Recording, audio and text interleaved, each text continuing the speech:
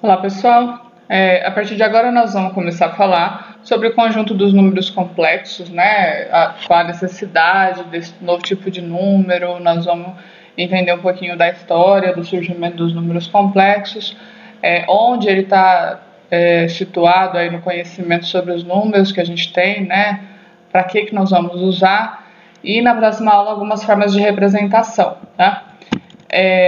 Então, para começar, eu gostaria de relembrar quais são os conjuntos numéricos que a gente já estudou, né? Inicialmente, a gente viu o conjunto dos números naturais, são aqueles números, né, associados à contagem simples, então 0, 1, 2, 3, associado de forma genérica, né, n até infinito.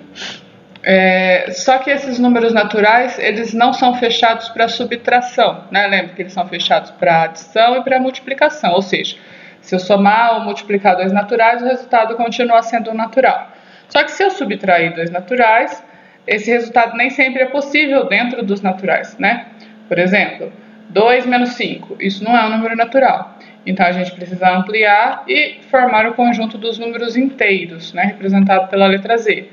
Então, os inteiros entram os naturais, né? Mais os inteiros negativos, certo?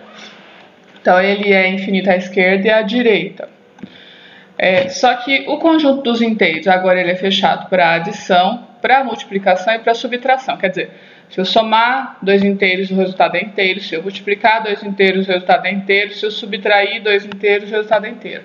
Porém, se eu dividir dois inteiros, o resultado nem sempre é inteiro, né? Se eu dividir, por exemplo, 2 por 5, esse resultado não é um número inteiro. Então, para que essa divisão seja possível, né, dentro do conjunto numérico, a gente amplia para o conjunto dos racionais, que são definidos dessa forma, né? O conjunto dos racionais, representado pela letra Q, é todo número x da forma a dividido por b, a sobre b, ou seja, fração, né? Com a inteiro e b inteiro não nulo, né? Porque o divisor tem que ser diferente de zero, que é a única divisão impossível.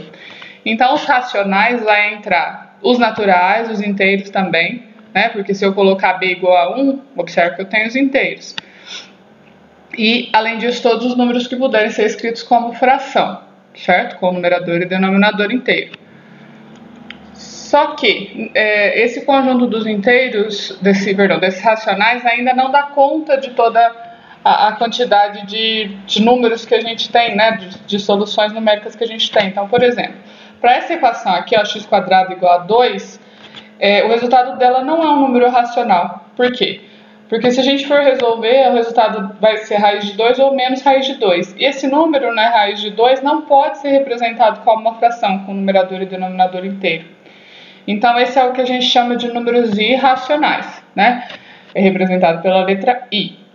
Então, números irracionais são aqueles que negam os racionais, ou seja, que não podem ser representados como fração. Então, entram a maioria das raízes, né, dos radicais. Entram alguns irracionais como π, e, φ, eu espero que vocês lembrem, né, que a gente viu lá no primeiro ano. E aí, juntando todos esses conjuntos, né, racionais mais irracionais, a gente tem os reais. Observe que até aqui, o que a gente tem mesmo? Ó, os naturais, que estão contidos nos inteiros, que estão contidos nos racionais, né, e que estão contidos nos reais. Essa parte de fora aqui, ó, deixa eu marcar de outra cor. Essa parte de fora aqui dos racionais, porém dentro dos reais, né, é o que a gente chama de irracionais. Ou seja, os reais, o conjunto maior que a gente tem até aqui, é a união dos racionais e dos irracionais, e a gente tem, né, essa configuração aqui entre os conjuntos e essa representação no diagrama de Venn-Euler. Então, espero que seja tranquilo, né, vocês se lembrarem esses conceitos. Só que agora nós vamos ver um outro tipo de número, né, que são os números complexos. Então, primeiro vamos entender qual que é a necessidade de ampliar. Se agora o conjunto dos reais parece que até então, né, dá conta de todas as soluções que a gente precisa, de todos os tipos de número que a gente precisa trabalhar. Só que, por exemplo, se eu for resolver essa equação aqui, ó, x² mais 4 igual a 0. Se eu for resolver essa equação, eu vou passar esse 4 para lá subtraindo, daí vai ficar x² igual a menos 4. E aí eu devo extrair a raiz quadrada de menos 4, né? Pode ser a raiz positiva ou negativa. Só que isso daqui não é um número real. A gente sabe que não existe nenhum número real que é ao quadrado de menos 4. Não é isso? Essa equação não tem solução nos reais. Então essa é a necessidade de ampliar, né, para um novo conjunto numérico que a gente vai chamar de conjuntos complexos. Observe que aqui, né, para mostrar a motivação, a necessidade de ter mais um tipo de número a partir de uma equação do segundo grau. Mas, historicamente, a motivação para o estudo dos complexos não foi a partir de uma equação de segundo, foi a partir de uma equação de terceiro grau, de algumas equações de terceiro grau, né? Alguns matemáticos vinham estudando soluções, fórmulas para soluções de equações do terceiro grau, e ao desenvolver essas fórmulas, né, eles se esbarravam algumas vezes com números desse tipo, raiz quadrada de menos 4, raiz quadrada de menos 10, raiz quadrada de número negativo, né? E aí essas raízes aqui não estavam definidas, né, para a época, lá em torno de 1300. Isso daqui não existia, porque eles consideravam, trabalhavam apenas dentro dos reais. Só que, no entanto, eles conseguiam demonstrar, por meio de testar a solução numérica, que existia uma solução real, mas a fórmula passava por esse tipo de número, ou seja, deveria existir alguma forma de trabalhar com esse tipo de número para chegar na solução real. Em 1500, por volta de 1500, foi o matemático Cardano, né, que a partir de um problema começou a admitir a existência e postular sobre esse tipo de número. Então vamos ver qual era esse problema de Cardano, né? Em 1545, o matemático italiano Girolamo Cardano publicou no seu livro Ars Magna, no qual tratava da solução de equação do terceiro grau do tipo x³ mais px mais q igual a 0. O problema original dele era mais ou menos com esse enunciado, ó. Qual é a medida x comum a uma aresta de um cubo e a altura de um paralelepípedo com base 15 unidades de área, sabendo que a diferença entre seus volumes é de 4 unidades. Observe também que parte de um problema geométrico, né? Vamos tentar desenhar e entender esse problema? Ó, ele parte de um cubo, né, de aresta x, tá? Cubo. Então o cubo tem todas as arestas de mesma medida, certo? Um cubo de aresta x. Como que a gente calcula o volume desse cubo, né? O volume é sempre, de qualquer prisma, que é uma figura com duas bases iguais, é sempre área da base vezes altura. Aí ele tem um outro prisma lá. Ele fala de um outro prisma também. Eu estou desenhando aqui de base triangular, mas poderia ser qualquer tipo de prisma, tá? Ele fala que esse outro prisma tem área da base igual a 15 unidades de área, tá? Então, isso aqui já é a área da base. Então, o volume desse prisma seria a área da base vezes a altura. Ele fala que a altura do prisma é comum à aresta do cubo. E o volume do cubo vai ser a área da base, que é x vezes x, vezes a altura, que é x, ou seja, x ao cubo. E aí ele diz o seguinte, que a diferença entre os seus volumes, a diferença entre o volume do cubo e do prisma é igual a 4 unidades. Então, o problema geométrico, né, que motivou a resolução dessa equação do terceiro grau foi esse, e observa que é uma equação desse tipo, né, ó. É uma equação x ao cubo menos 15x igual a 4, se eu passar o 4 para cá, x ao cubo menos 15x menos 4 igual a 0, eu tenho uma equação desse tipo, onde P é igual a 15, menos 15, perdão, e Q igual a menos 4. Então ele vinha desenvolvendo uma fórmula para resolver a equação de terceiro grau desse tipo. Então aqui temos uma ilustração de Cardano, né? E aqui está a fórmula como ele trabalhava, a fórmula secreta divulgada por Cardano para a resolução desse tipo de equação é expressa dessa maneira. Então, ó, observa como que ele trabalha aqui, né, com aqueles coeficientes P e Q. Se vocês tiverem depois curiosidade de entender como ele trabalhou e chegou nessa fórmula, eu vou deixar um texto também no Moodle para vocês darem uma lida, tá? Mas o que eu quero mostrar é que ao usar essa fórmula para resolver aquela equação, ele se esbarra em raízes quadradas de número negativo. Então, vamos montar aqui a equação, ó, x ao cubo menos 15x menos 4 igual a 0. Nessa equação, a gente tem uma equação daquela forma, né, que ele vinha estudando, com P igual a menos 15, Q igual a menos 4, como eu já tinha mencionado.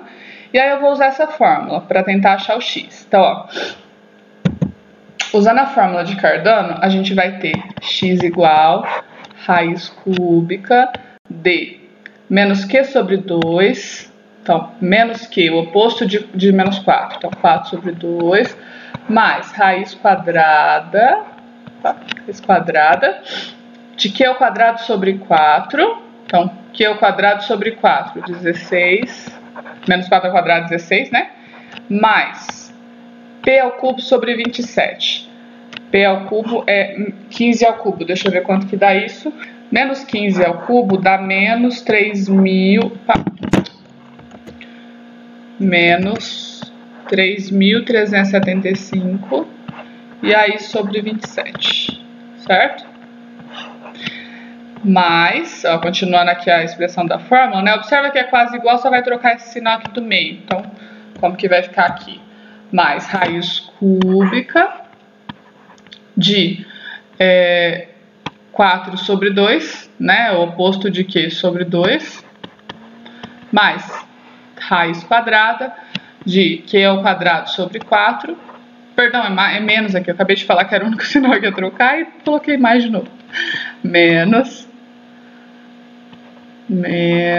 raiz quadrada de 16 quartos, mais raiz P ao cubo sobre 27, né? Mesma coisa, menos 3.375 sobre 27. Deixa eu efetuar essas divisões, a gente vai ver o que a gente vai obter. Então, raiz cúbica, 4 por 2, 2, tendo a raiz quadrada, 16 por 4, 4, e esse número aqui, 3.375 dividido por 27, dá 125, então menos 125, certo? E aqui, raiz cúbica de 2 mais menos, meu Deus, de novo, menos 4 menos 125, mesma coisa. E aqui vai aparecer dentro dessa raiz quadrada, né, dessas raízes quadradas na parte interna da expressão, raiz de menos 121, né? Então vai ficar raiz cúbica de 2 mais raiz de menos 121. Mais raiz cúbica de 2 menos raiz quadrada de menos 121. E aí, né, Cardano travava nessa parte porque eles não admitiam isso daqui, né, raiz que está aparecendo que é positivo, deixa eu dar uma arrumada aqui. Então, eles não admitiam a existência desse tipo de número, raiz quadrada de menos 121. Então, ele não conseguia avançar na resolução, no desenvolvimento da sua fórmula, né, da fórmula que ele criou para resolver essa equação e, portanto, resolver o problema, mas ele sabia de forma intuitiva, né, testando, que o problema tinha solução, que se x fosse igual a 4, né, que 4 é uma solução desse problema.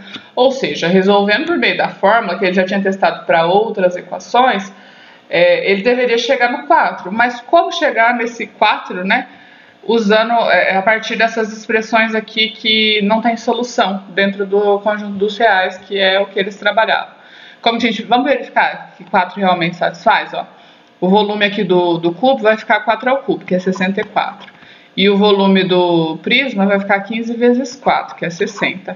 E a diferença, né, 64 menos 60 é igual a 4. Então, realmente, 4 é uma solução, mas é impossível chegar nessa solução a partir dessa fórmula, né, porque a gente esbarrou com esse tipo de número. Então, a partir daí, né, começou-se a discussão para a aceitação desse tipo de número, para aceitar e poder trabalhar, fazer as operações com raízes quadradas de números negativos. Então, essa foi a principal motivação, né, por volta, como eu disse, de 1545, por Cardano. Só que essa aceitação não foi de imediato. Muita gente relutou, muitos matemáticos relutaram da existência desse tipo de número, né, porque era uma coisa difícil de aceitar, assim, a raiz quadrada do número negativo, por estarem acostumados a trabalhar apenas com os números reais. Quando foi aceito, essa representação começou passou por vários tipos de forma, né, de representar, sofreu variações no decorrer do tempo. até que, por fim, foram representados como um produto por raiz de menos 1. Então, por exemplo, essa raiz quadrada aqui, ó, de menos 121, raiz quadrada de menos 121. Eu posso expressar esse menos 121 assim, ó, 121 vezes menos 1, certo? E aí a gente sabe que um produto dentro da raiz pode ser separado em duas raízes. Então, fica raiz de 121 sobre raiz de menos 1. Raiz de 121 é 11, né? É um número inteiro. Então, 11 raiz de menos 1.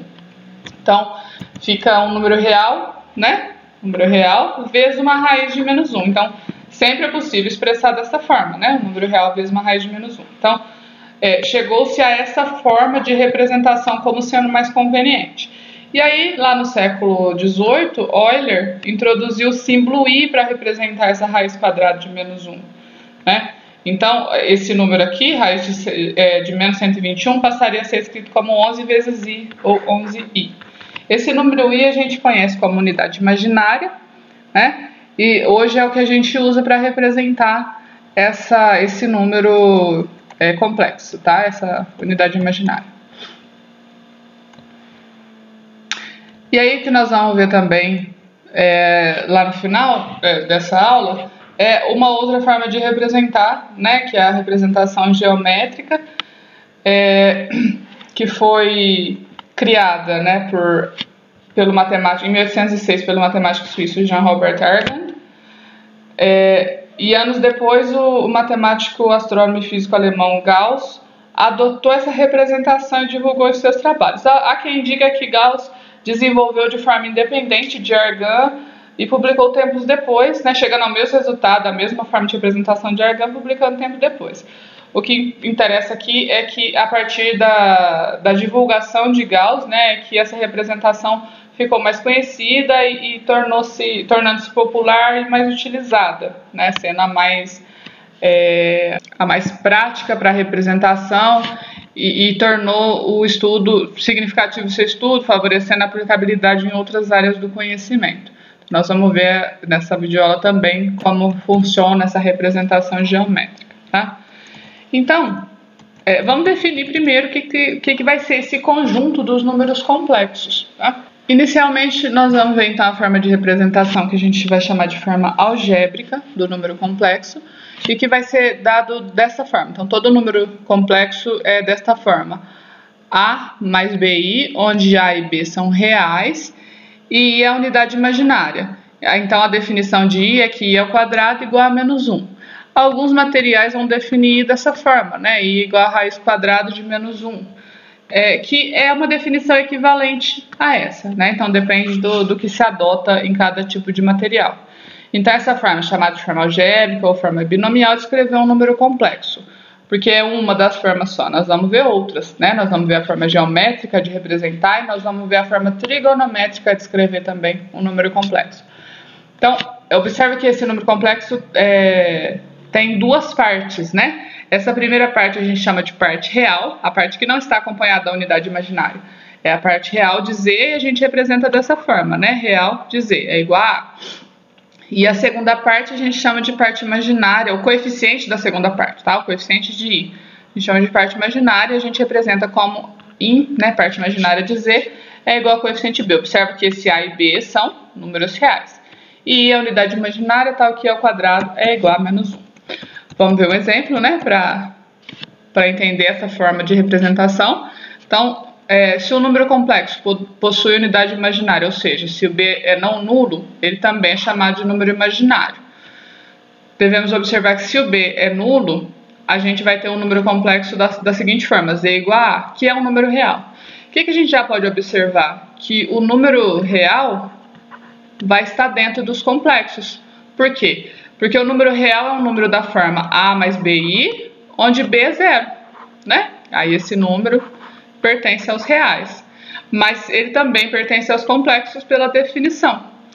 Então, a gente, voltando lá deixa eu voltar aqui, naquele diagrama de Venn-Euler, né, da representação dos conjuntos numéricos, a gente pode colocar agora, ó, o complexo englobando todos esses conjuntos. Então, o complexo vai ser um conjunto mais amplo, né? E vai conter todos os conjuntos que a gente já viu, todos os conjuntos numéricos que a gente já viu, bem?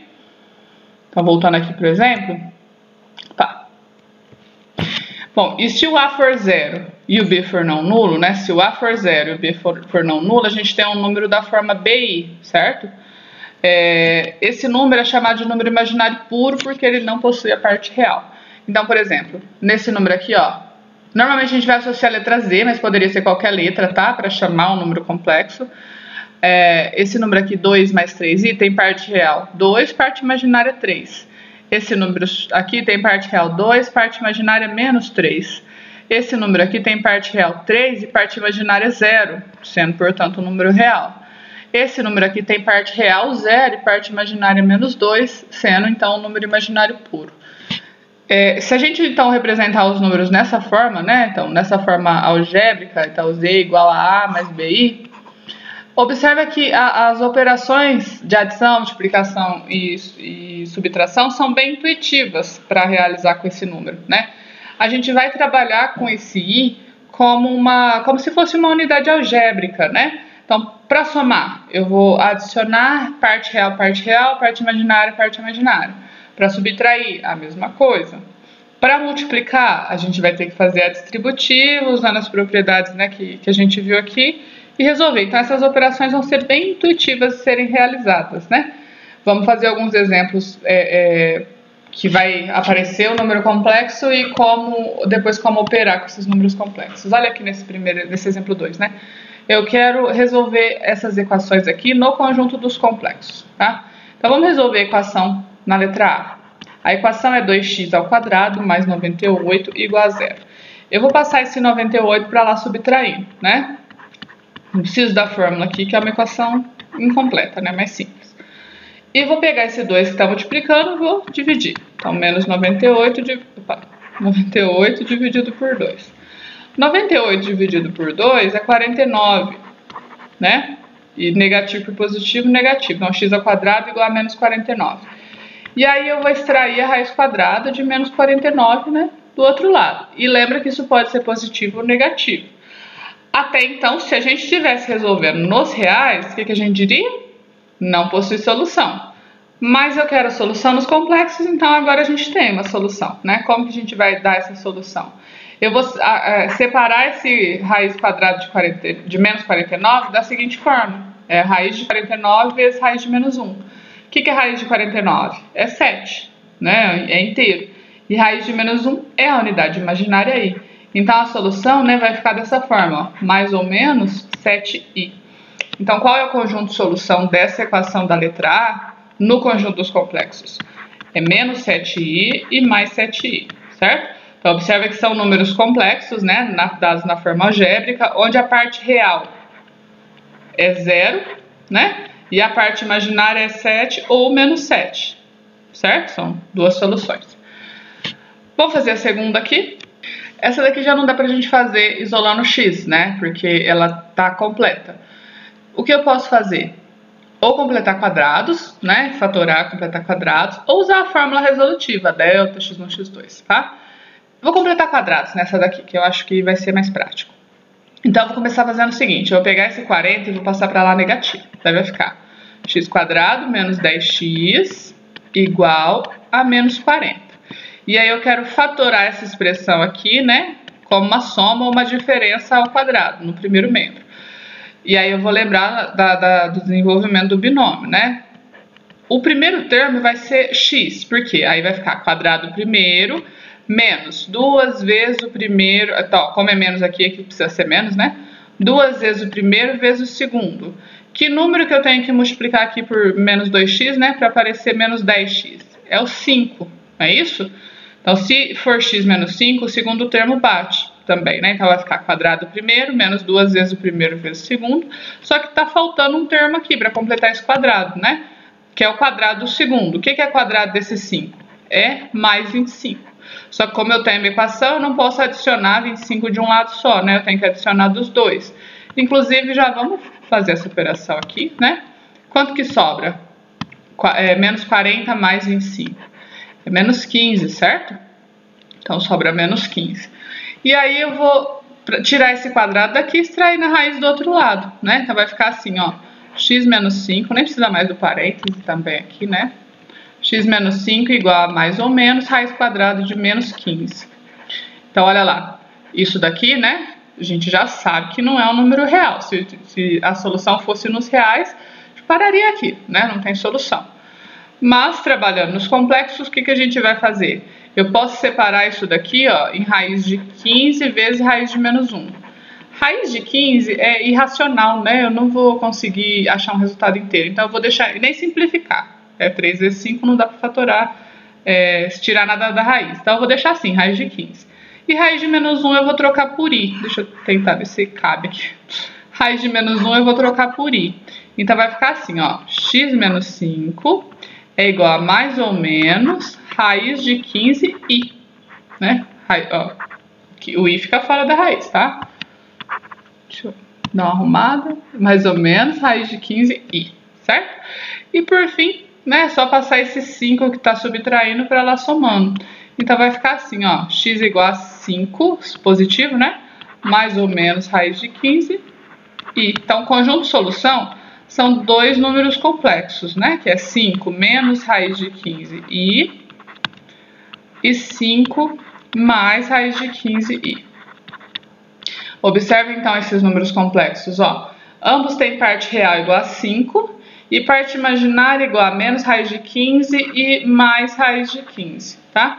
Que são números reais, né? São irracionais, portanto reais, tá? Então essas são as soluções dentro dos complexos dessas duas equações.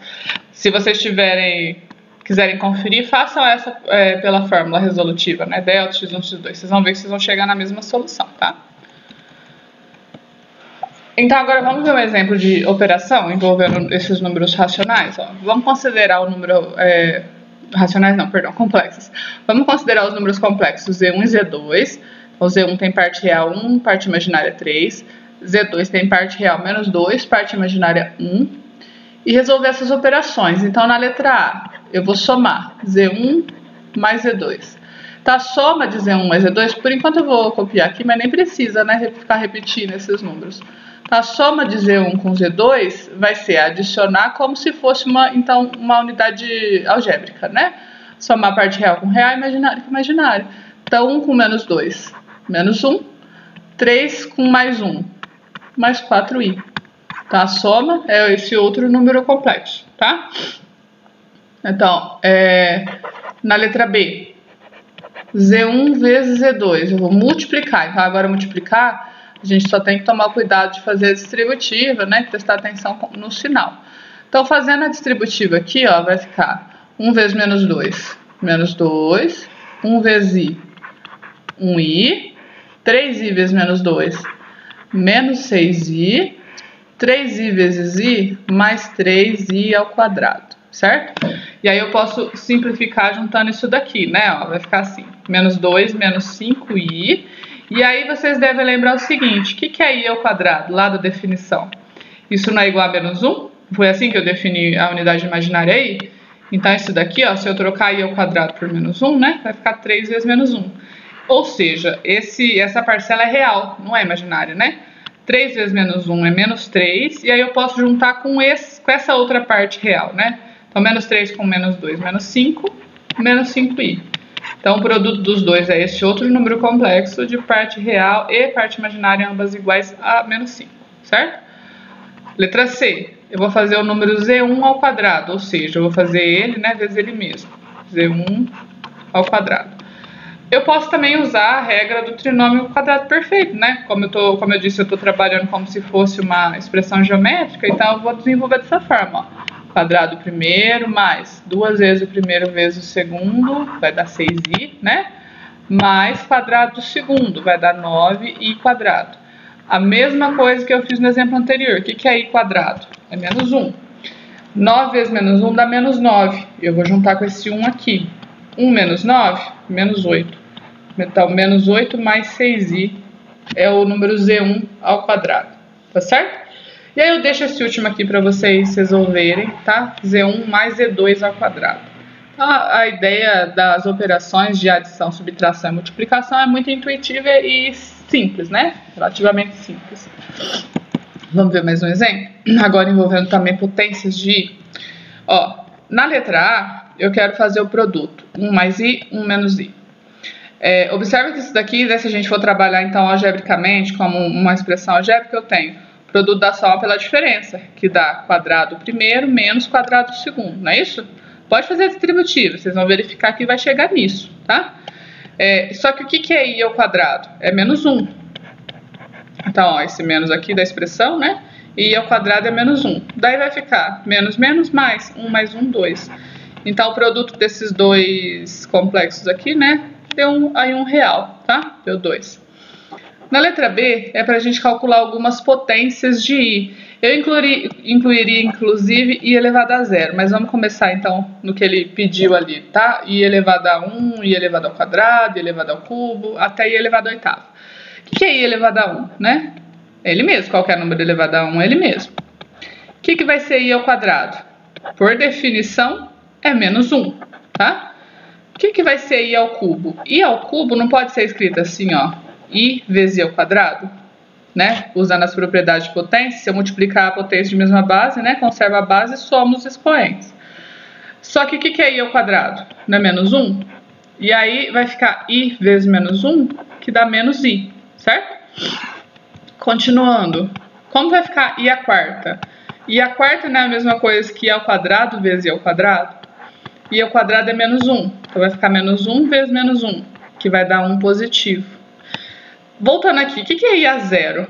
Qualquer número elevado a 0 vale 1, né? Isso para os reais e agora também para os complexos, tá?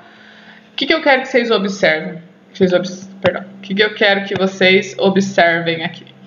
Que existe uma sequência de resultados, ó. 1i menos 1 menos i. 1.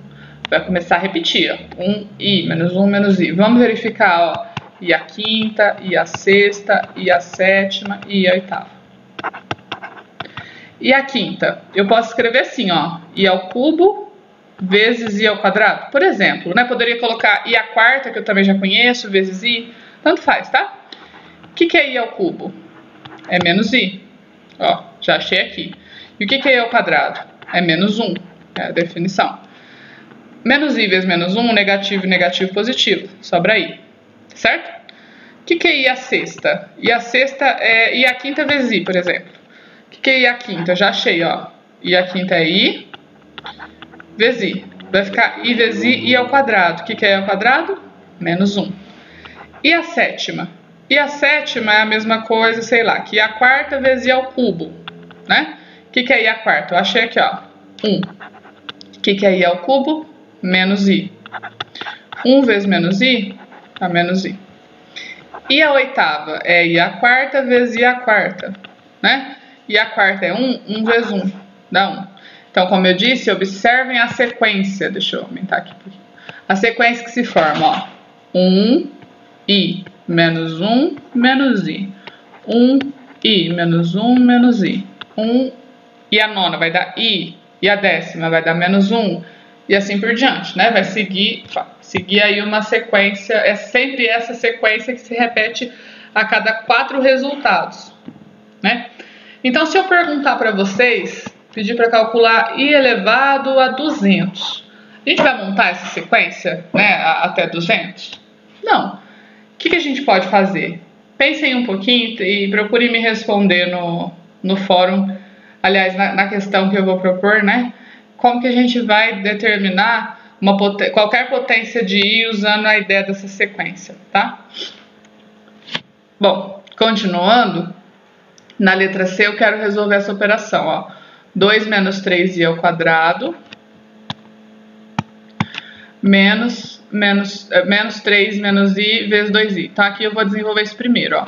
Quadrado primeiro, menos 2 vezes o primeiro vezes o segundo. 2 vezes 2, 4 vezes 3, 12, i. Mais quadrado do segundo, 9i quadrado. E aqui eu preciso fazer a distributiva, tá? Vou deixar esse sinal de menos aqui por parênteses, pra gente não perder, tá? 3 vezes 2i vai dar 6i. Menos i vezes 2i vai dar menos 2i ao quadrado, certo? Mais uma vez vou trocar onde aparecer i ao quadrado por menos 1, né? Daí aqui vai ficar 9 vezes menos 1, menos 9. Vou juntar com esse, ó. 4 menos 9, menos 5. Então aqui, ó, menos 5, menos 12i. E aqui eu vou distribuir esse sinal de menos que está aqui fora. Vai ficar menos 6i. E aqui, ó, menos 2 vezes menos 1 dá mais 2. Só que com esse sinal de menos, né, vai ficar menos 2. Agora, juntando real, real, imaginário, imaginário, vai ficar menos 7 menos 18i. Tá certo? Então, esse é o resultado da letra C. Tudo bem? Bom, agora nesse exemplo aqui, eu quero calcular a raiz quadrada desse número complexo. E como que eu posso fazer isso, né? Calcular a raiz quadrada de um número complexo. Ou de um número imaginário, né? Porque tem a parte imaginária não nula. Então, eu estou procurando um número complexo, um número z, que elevado ao quadrado seja 3 menos 4i, não é isso? O número que é ao quadrado seja 3 menos 4i. Esse número complexo z, eu posso dizer que ele é da forma a mais bi, né? Um número complexo. Ou seja, esse número a mais bi ao quadrado tem que ser equivalente a isso daqui, né? 3 menos 4i. Se eu resolver isso, se eu desenvolver isso, ó, vai ficar quadrado primeiro mais 2 vezes o primeiro vezes o segundo mais quadrado do segundo. Certo? E isso daqui, ó, mais uma vez, i ao quadrado é menos 1, b ao quadrado vezes menos 1 vai ficar menos b ao quadrado. Esse menos b ao quadrado eu posso juntar com esse a ao quadrado, que é parte real, né? Então ficaria assim, ó, a ao quadrado menos b ao quadrado, certo? Mais 2abi é igual a 3 menos 4i. E aí agora vem outra questão importante, né? A questão da igualdade entre os números complexos. Se eu tenho dois números complexos iguais, como é o caso aqui, ó, eu tenho que ter parte real igual e parte imaginária igual. Parte real aqui é a ao quadrado menos b quadrado, não é? Parte que não tem i. E aqui é 3. Então, a ao quadrado menos b quadrado tem que ser igual a 3. E a parte imaginária aqui, né, é 2ab, que tem que ser igual a menos 4, que é o coeficiente da parte imaginária aqui. E aí, eu tenho um sisteminha de duas equações para poder achar esses coeficientes a e b, né? E descobrir qual é esse número que elevado ao quadrado dá isso daqui, ou seja, calcular a raiz quadrada desse complexo. Vamos resolver esse sistema? O que eu vou fazer aqui? Eu acho que é conveniente resolver esse sistema por substituição. Eu vou isolar, por exemplo, o a aqui. Se eu isolar o a, eu vou passar o 2b dividindo, né? Vai ficar assim, ó, a igual a menos 4 por 2b, tá? 2b. Posso simplificar por 2, né? Vai ficar menos 2 por b, tá? Então, eu troco o a por menos 2 dividido por b nessa primeira equação. Daí vai ficar assim, ó. Menos 2 por b ao quadrado, menos b ao quadrado, igual a 3, certo? Resolvendo isso daqui, a gente vai obter 4 sobre b quadrado, menos b quadrado, igual a 3. Não é uma equação tão simples, né, de resolver. O que eu posso fazer agora? Fazer o mínimo múltiplo comum aqui, ó, para poder deixar tudo com o mesmo denominador, né? Aí aqui vai ficar 4, b quadrado por 1 dá b quadrado, vezes b quadrado, b à quarta, né? É igual a 3. E agora passando esse b quadrado para cá, multiplicando, vai ficar assim, 4 menos b à quarta é igual a 3b quadrado. Vou passar esse b quadrado, vou passar esse b à quarta e o 4 para lá, né, com sinal inverso, e vou tentar resolver essa equação, que é uma equação biquadrada, não é uma equação também tão simples, né? Deixa eu ir lá para a lousa que não cabe mais aqui. Então vai ficar assim, ó, 0, né, porque eu vou passar tudo para o lado de lá.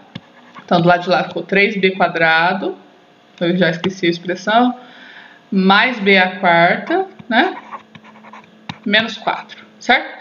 Vamos só reorganizar isso daqui, ó, vai ficar assim, ó, b à quarta,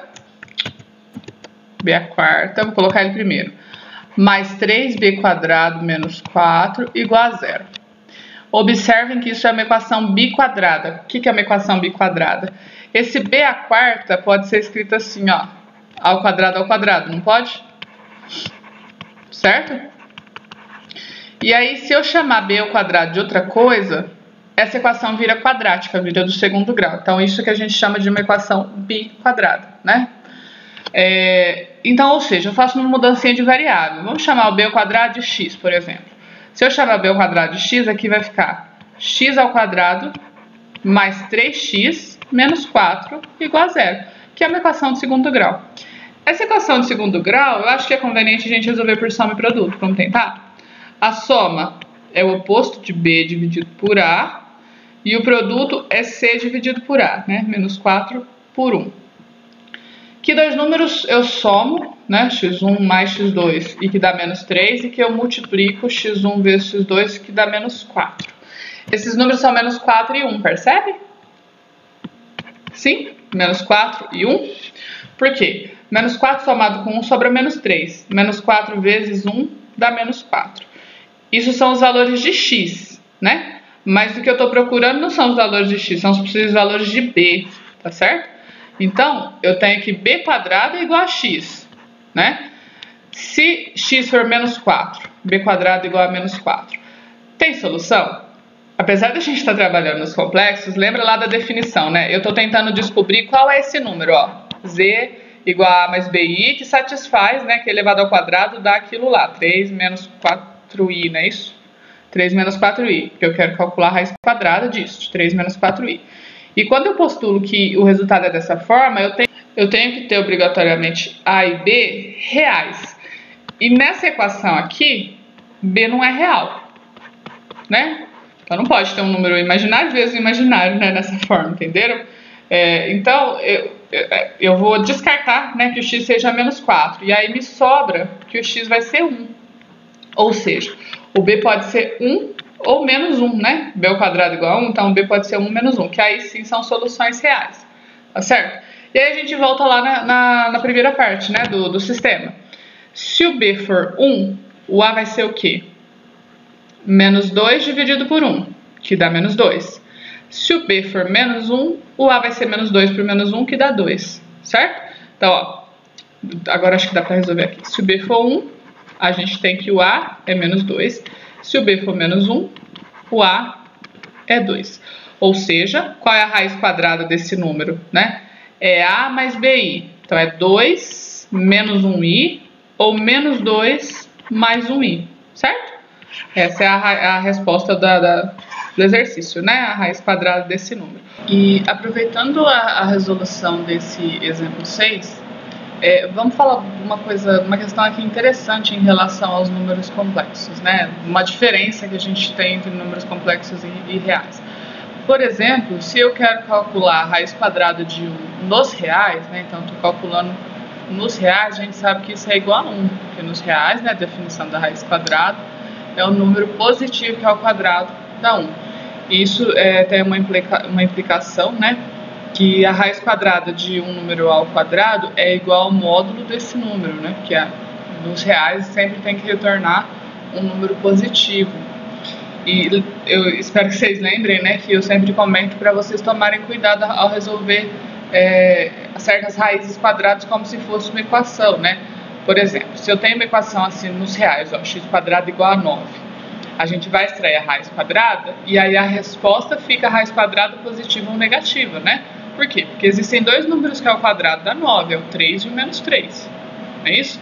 Agora, se a operação estiver no meio de uma expressão numérica, no meio de uma equação qualquer, e a operação for para calcular a raiz quadrada de 9, isso nos reais é só 3, tá?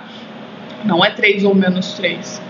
Então, eu sempre peço para vocês terem essa atenção, né, em relação à diferença dessas duas coisas. Tá, então, nos reais, a raiz quadrada de 1 é igual a 1, né? Apenas um positivo. Já nos complexos, raiz quadrada de 1, aí sim pode ser 1 ou menos 1. Por que será, né? Por que isso é válido? Como que a gente pode demonstrar isso? Bom, vamos considerar o seguinte, que a raiz quadrada de 1 seja um número complexo. Um número complexo na forma algébrica, a gente pode escrever dessa forma, né? A mais bi, onde A e B são coeficientes reais e I é a unidade imaginária, né? Ou seja, I quadrado é menos 1, tá certo? Então, vamos supor, né, que raiz quadrada de 1 seja um número complexo. Se eu elevar aqui ao quadrado, né, essa expressão aí dos dois lados ao quadrado, aqui vai ficar. Então, raiz quadrada de 1 ao quadrado igual a A mais BI ao quadrado. Vamos elevar aqui os dois membros ao quadrado, né?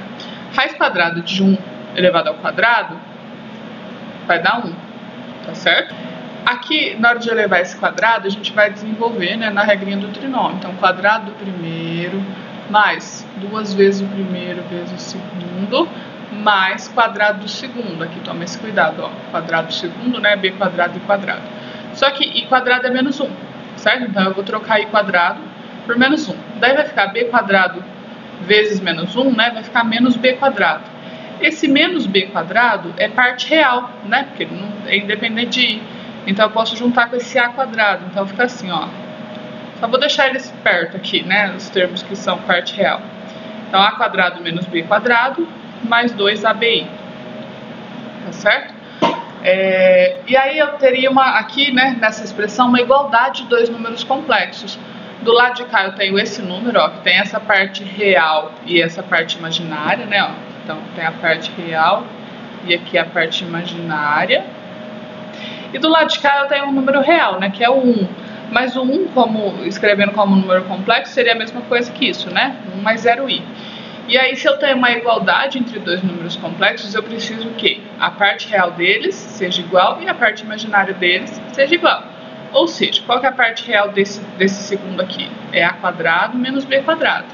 E qual que é a parte real desse primeiro? É 1. Então, eles têm que ser igual a 1. Parte imaginária é 2ab. E a parte imaginária desse primeiro aqui é 0, certo? E aí eu tenho um sisteminha de equações, né? Como eu tinha ali no exemplo 6. Bom, nesse sistema de equações, a segunda equação tem um produto que vale 0. E aí, para esse produto ser 0, ou a é 0 ou b é 0. E aí a gente pode, né, resolver nessas duas partes, ó. Se a gente tomar a como 0 e substituir nessa primeira equação, eu vou ter a seguinte expressão. Aqui vai ficar 0 menos b quadrado igual a 1. Tá certo? Ou multiplicando por menos 1 aqui, né, vai ficar b quadrado igual a menos 1. Só que b é real. A e b são coeficientes reais, né, no meu número complexo. Então, isso daqui não existe nos reais, né? Então, essa possível solução, a igual a 0, não satisfaz o meu problema. Então, eu só posso ter b igual a 0, com certeza. Se b é 0, então coloca 0 no lugar do b. A minha expressão vai ficar assim, ó. A ao quadrado menos 0 igual a 1. A ao quadrado igual a 1, nos reais tem duas soluções, né? Que é a igual a 1 ou a igual a menos 1. Tá certo? Ou seja, colocando a igual a 1 ou a igual a menos 1, né? A gente tem que raiz quadrada de 1 é igual a 1 ou menos 1 dentro dos complexos, como eu queria demonstrar. Tudo bem? Aqui só uma brincadeirinha matemática, né, pra gente, uma demonstração para a gente conseguir provar que a raiz quadrada de 1 é um positivo ou um negativo dentro dos complexos, mas nos reais continua sendo só um positivo, tá bem? Bom, continuando aqui, a gente vai ver agora a representação geométrica do número complexo. Vocês lembram lá em cima que eu falei sobre o desenvolvimento histórico, né, e aí eu mencionei que Argand e Gauss foram responsáveis por criar e por difundir a representação geométrica no plano de um número complexo. Observe tanto que a gente pode associar essa forma algébrica A mais BI, onde A e B são os coeficientes reais, a um par ordenado AB. E aí eu posso representar esse par ordenado como um ponto no plano. Esse ponto, eu vou denotar pela letra M, ele vai estar então relacionado a esse número complexo Z. A gente vai chamar ele de afixo, ou de imagem, na maioria das vezes eu vou falar afixo, tá? Do número complexo Z. Então, dessa forma, existe uma correspondência biunívoca entre os elementos dos complexos e o conjunto dos pontos de um plano. Ou seja, a correspondência biunívoca, né, eu quero dizer 1 a 1. Para cada ponto do plano, eu tenho um número complexo correspondente, né? E vice-versa. Como assim? Como representar isso, né? Esse plano é chamado de plano de Argand-Gauss ou plano de Gauss. Esse é bem semelhante, né, ao plano cartesiano. A gente vai associar dois eixos ortogonais que se cruzam numa origem. É a mesma coisa que o plano cartesiano. O eixo horizontal a gente vai chamar de eixo real, né, e ele vai representar o coeficiente, a parte real do número complexo. E o eixo vertical a gente vai chamar de eixo imaginário. Ele vai representar, né, a parte imaginária do número complexo. Então, um número da forma A mais BI está associado a um par, né, de coordenadas AB, né, que está associado a um ponto M no plano de coordenadas A no eixo real e B no eixo imaginário, que esse ponto é o afixo do número complexo. Então a representação é bem simples, né, bastando associar a um plano semelhante ao cartesiano. Tá? Por exemplo, o número complexo Z1 é menos 1 mais 3i. No plano de Argand-Gauss, ele vai ficar aqui, ó, menos 1, 3, né? Então, ele corresponde, o afixo desse ponto, vamos chamar desse número complexo, vamos chamar de M1, corresponde a esse ponto no plano de Argand-Gauss. Então, sempre aqui eu vou ter o eixo imaginário e sempre aqui eu vou ter o eixo real. Observem o seguinte, um número real vai estar sempre no eixo real, né? Porque ele tem parte imaginária igual a zero. Então, vai ser a própria reta real, né, em si. Então, por exemplo, o número 5 é 5 mais 0i, né, no conjunto dos complexos. Então, ele vai estar aqui no número real. E um número que tiver, um ponto que tiver, o afixo que tiver no eixo imaginário, no eixo vertical, a gente vai chamar de número imaginário puro, lembram? Por exemplo, se eu colocar um ponto aqui no menos 1, esse ponto corresponde a qual número complexo? Ao número complexo menos 1i, né, ou 0, que é a parte real, menos 1i. Então, é um número imaginário puro, tá bem? Então, essa é a representação geométrica, que é uma questão bem intuitiva e relativamente simples. Na próxima aula, a gente vai ver algumas outras definições em relação a essa representação geométrica, como, por exemplo, módulo de um número complexo, conjugado, e vamos ver a operação de divisão de números complexos. Além disso, nós vamos também começar a ver a representação trigonométrica, né, a forma trigonométrica do número complexo, que advém diretamente aqui dessa representação geométrica, tá? Então, por enquanto, nós vamos parar por aqui. Qualquer dúvida, vocês mandem no fórum. E até a próxima videoaula.